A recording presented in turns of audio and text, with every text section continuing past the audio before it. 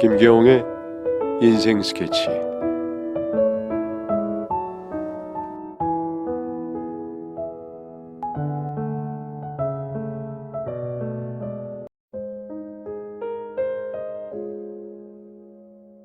만일 여기서 내가 모든 재산을 주게 된다면 과연 어떻게 될까? 생각을 하니 아득하더군요. 이제야 모든 것이 선명하고 확실하게 보이기 시작했어요. 집 밖으로 쫓겨나서 홀로 외롭게 살다가 생을 마감하는 노인들, 돈 받은 이후로 연락 한 통 없고 잘 먹고 잘 살다 끝끝내 못 보게 되는 가족들, 제가 그동안 욕을 하고 감정이입하여 화를 냈던 그런 사연들이 모두 제 입장이랑 비슷하게 느껴지더군요. 그렇다고 제가 곧 사망 판정을 받은 시한부도 아니고 이렇게 멀쩡히 살아있는데 벌써부터 돈 이야기를 꺼내며 별거 이야기를 하는 게 화가 나고 서운하고 실망스럽기까지 하더라고요. 결국 저는 단호히 대답했습니다. 지금은 안 돼. 그러자 아들 부부 낯빛이 바로 안 좋아지더라고요. 내가 평소에 돈을 안 냈던 것도 아니고 생활비, 간병인 고용비, 식비, 그리고 손주 대학 등록금의 생활비까지 다 내주고 있었는데 꼭 내가 아무것도 없이 얹혀 산 것처럼 말하니 너무 서운하구나. 너희도 경희처럼 그래서 나 모신다고 데려온 거니? 라고 덧붙여 말하니 아들의 표정이 순식간에 험악하게 변하는 것을 보았습니다. 그런 표정은 처음 보았어요. 마치 저를 금방이라도 해할 수 있는 사람의 눈빛이 너무 공포스럽고 두렵게 느껴지더라고요. 아이고 엄마 그런 소리 말고 우리가 그래서 엄마 데려온 거 아닌 거 알잖아. 근데 이제 좀 우리도 맞벌이 그만둘 때도 됐고 하나 있는 딸 좀 뒤에서 든든하게 밀어주려고 한다는데 그것도 못 해줘요? 막말로 나 아니면은 자식이라고 할 놈이 누가 있겠어. 이렇게 말하면서 거의 협박을 하기 시작하는 아들의 행동에 저는 아무것도 할 수 없었습니다. 안 된다는 말만 겨우 꺼냈었죠. 그래도 안 된다. 지금은 아니야. 때가 아니다. 그러자 앉으면 저를 집에 데려가지 않겠다고 협박까지 하더라고요. 너무 어처구니 없는 말에 그래 부모 버리고 가서 얼마나 잘 되나 보자 라고 큰소리를 쳤고 설마 이런 말을 했다고 정말 외국에서 부모를 버리는 자식이 있을까 하여 세게 나가보았는데 대화를 끊고 자라왔던 아들 부부는 다음날 아침 그 어디에서도 찾을 수가 없었습니다. 숙소에 가보니 짐은 이미 싹 다 사라져 있고 체크아웃이 되어 있더라고요. 또 가이드에게 물어봤더니 오늘이 가이드 마지막 날인데 필요 없다고 취소하고 갔다는 사실들을 들을 수 있었고요. 정말 까마득했습니다. 어떻게 멀쩡히 살아있는 어미를 정말 그깟 돈 하나 때문에 버리고 갈 수 있는지 대체 지금까지 무엇을 위해 살아왔나 싶고 막막하고 이대로 타지에서 죽는 건 아닐까 두렵고 서러웠습니다. 그리고 저는 그 다음날 숙소에서 쫓겨났어요. 숙박비를 더 내야 한다는데 저에게는 가진 돈이 한 푼도 없었거든요. 휴대폰 또한 국제전화가 터지지 않은 터라 도움을 요청할 길도 없고 몽골이라는 곳 자체가 통신시설도 열악하고 해서 한국에 있는 사람과의 연락은 아예 불가능해 보였습니다. 또 다리가 이래서 거동이 불편하다 보니 제가 할 일은 그저 짐보따리 하나 들고 숙소 앞에 앉아서 처량하게 가만히 우는 것 말고는 없었습니다. 그렇게 씻지도 못하고 말이 통하는 사람도 없어서 지나가는 사람들을 붙잡고 아무리 도와달라 해도 도와줄 수 있는 사람도 없고 말도 안 통하고 너무 배가 고파서 뭐라도 먹고 싶었지만 가진 것이라고는 챙겨온 옷가지가 전부에 현금 카드뿐이라서 아무것도 알 수가 없었습니다. 결국 전 그렇게 길바닥에서 밤을 보내게 됐어요. 전날에는 편안한 숙소에서 두 다리를 쭉 뻗고 자고 있었는데 다음날 제가 이런 신세가 될 거라는 걸 상상도 못한 저는 결국 자식들이 저에게 한 행동에 땅을 치며 오열하고 말았어요. 그동안 자식들을 위해 한평생 희생하며 살아온 인생이 파노라마처럼 제 눈앞에 펼쳐지더라고요. 어떻게 그깟 돈 때문에 어미를 이렇게 멀리 타지에서 짐처럼 버릴 수가 있는지 지금껏 자식을 위해 살아온 제 평생의 인생이 후회되기만 했어요. 이런 일은 TV에서나 나오는 일일 줄만 알았는데 돈 때문에 자식 놈들이 전부 다 미쳐버렸구나 싶더라고요. 용서할 수 없었어요. 집으로 돌아가기만 하면은 그놈들에게 꼭 합당한 벌을 주리라 생각하며 어떻게든 살아가야겠다고 결심을 했습니다. 그렇게 길바닥에서 떠돌기를 한 4월이 지났을까요? 꼭 살아서 한국을 가야 하는데 제 의지와는 다르게 이러다 사람이 죽는구나 싶더라고요. 거기다 여기가 미국 같은 선진국도 아니고 한국보다 모든 것이 열악한 환경에 정말로 나는 여기서 국제미아로 떠돌다가 죽는 건 아닌가 하고 모든 걸 포기하려는 순간 하늘이 도왔는지 다행히도 94일생으로 한 청년의 도움으로 살아날 수 있었습니다. 이제 정말 죽겠구나 싶어서 한국말로 혼자 신세한탄을 하던 중 손잡벌대는 어떤 남자가 다가와서는 무슨 일 있으세요? 한국인 맞으시죠? 라고 물었고 오랜만에 듣는 것만 같은 낯익은 한국말에 순간 눈물부터 터지더라고요. 저는 아이고 맞아요 맞아 제발 저 좀 도와주세요 라고 도움을 청한 뒤 근처 식당에 함께 가서 길고 긴 이야기 그동안 있었던 일들에 대해 말을 나누었습니다.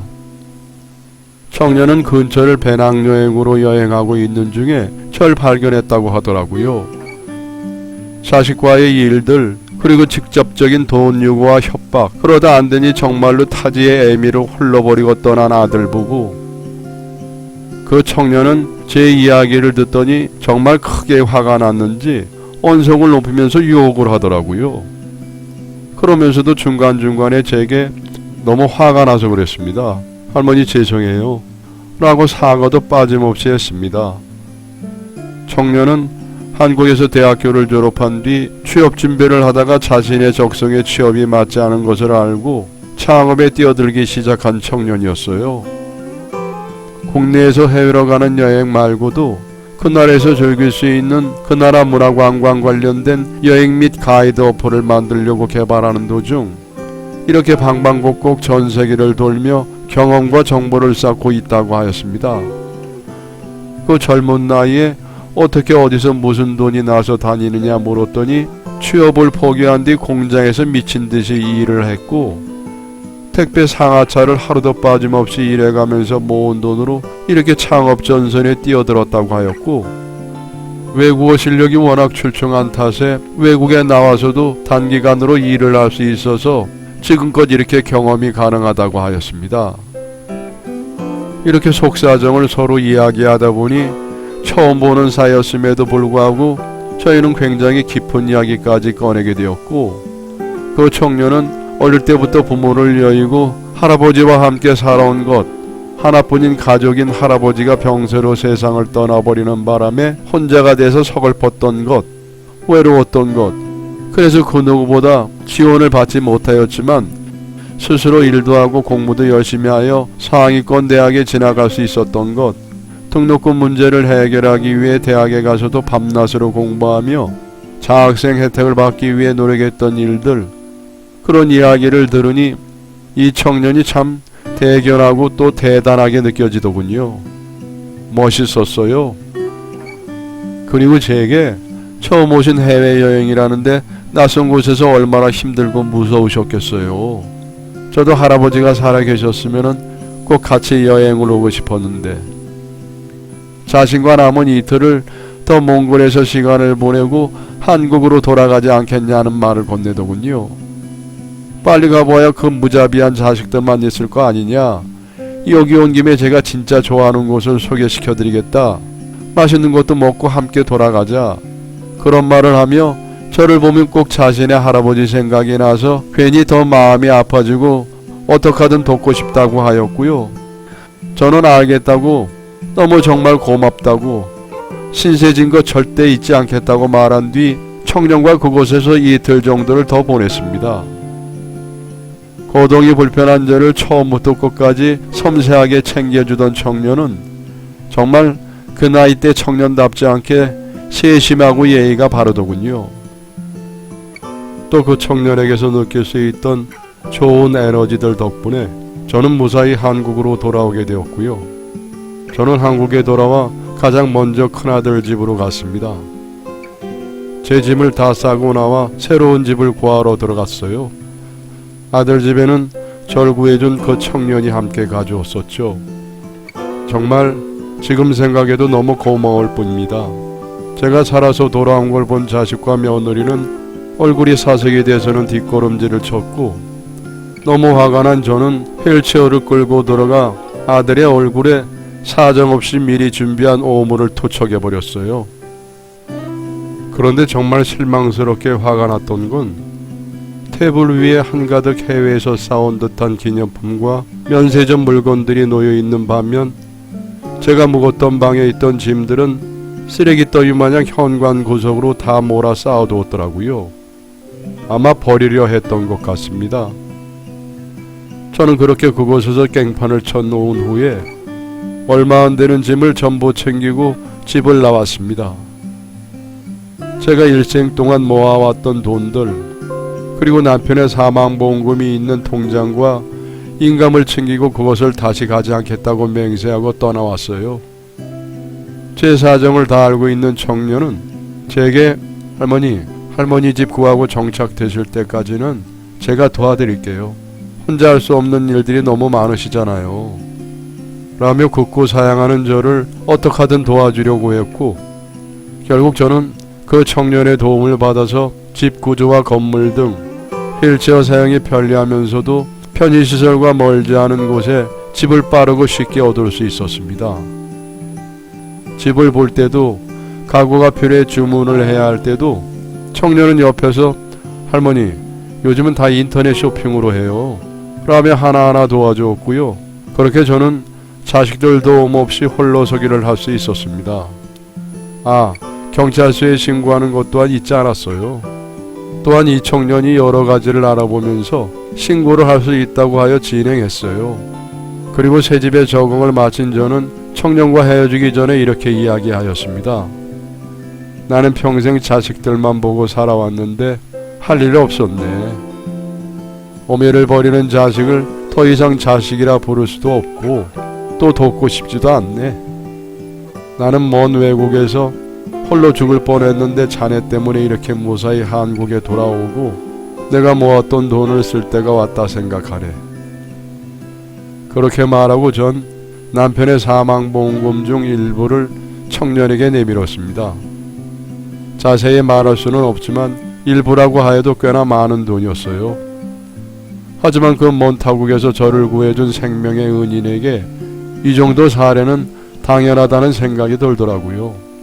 비록 청년은 저와 알고 지낸 지 얼마 지나지도 않은 사람이었고 저에게 자식들도 있었지만 어미를 버린 자식들, 어미의 돈만 바라보며 살고 있는 인간 같지도 않은 자식놈들에게는 절대 한 푼도 주고 싶지 않았습니다. 정말 진심으로 이 청년에게 제 전 재산이라도 다 털어주고 싶은 마음이더군요. 제가 돈을 내밀자 청년은 사색이 되며 한사코 제 돈을 거절하였습니다. 이런 걸 원하고 도운 것도 아니고 또 자신은 이런 돈이 없어도 어떻게든 잘 살아왔으니 앞으로도 그럴 것이라고요. 큰돈을 가져보지 못한 사람이 큰돈을 갖게 되는 것만큼 위험한 것은 없다면서 제안을 계속 거절하던 청년. 그러면 그럴수록 저는 이 청년의 됨됨이를 더욱 높게 보게 되었고 결국 투자 금액이라는 명목으로 청년에게 그 돈을 전할 수 있게 되었습니다. 한마디로 제가 투자자가 된 거죠. 청년은 눈물을 흘리면서 감사합니다. 덕분에 제가 늘 머릿속에 그리던 것들을 할 수 있을 것 같아요. 라며 한참 동안 감사하다 그 말을 반복하다가 떠났습니다. 그 이후로는 마치 친손자처럼 자주 연락하면서 아직까지도 연을 이어오고 있어요. 요즘에는 할머니 대신 투자자님이라고 장난치듯이 이야기하며 함께 밥을 먹고 일상 이야기를 하곤 합니다. 또 앞으로 저를 친할머니처럼 여기고 살아도 되냐고 묻길래 나야 자네 같은 손주가 생기는 것만큼 더 좋은 일이 어디 있겠소? 라고 대답하면서 앞으로의 2년 동안 끈끈하게 매듭지었고요. 그리고 친부모를 유기한 유기자라는 것이 적용되어서 제 큰아들에게 연락이 간 듯했어요. 한 번도 하지 않던 연락을 저에게 계속해왔던 것을 보면요. 제가 어디에 살고 있는지 계속해서 묻다가 알려주지 않으니 제발 자기 좀 살려달라고 그땐 그냥 실수였다고 빌고 또 빌고 울고 있지만 저는 절대 봐줄 생각은 없습니다. 딸에게서는 여전히 금전 관련하여 연락이 오길래 이미 그 돈 다 썼다. 니네들이 나 버릴 때 도와준 사람한테 다 건네줬다고 하니까 오히려 지가 갈갈이 날뛰면서 화를 내더니 진짜인 듯 싶자 연락을 끊더군요. 자식 버리는 부모는 없다는 말, 그러나 부모 버리는 자식은 있다는 말. 그 둘 중에 어떤 게 진실이고 어떤 게 거짓인지는 아직도 잘 모르겠습니다. 저는 더 이상 한 핏줄이 가족의 전부라고 생각하지는 않게 되었고요. 또 새로 생긴 손주와 함께 남은 여생 침착하고 여유있게 살아가 보려고 합니다. 사연이 너무 길어졌네요. 이만 마치겠습니다. 모두 행복하세요. 그리고 이 사연을 읽게 될 내 새 손주에게 늘 고맙고 사랑한다는 말 전하고 싶습니다. 여러분의 사연을 기다리고 있습니다. 내용은 제한이 없습니다. 구독과 좋아요는 저에게 많은 힘이 됩니다.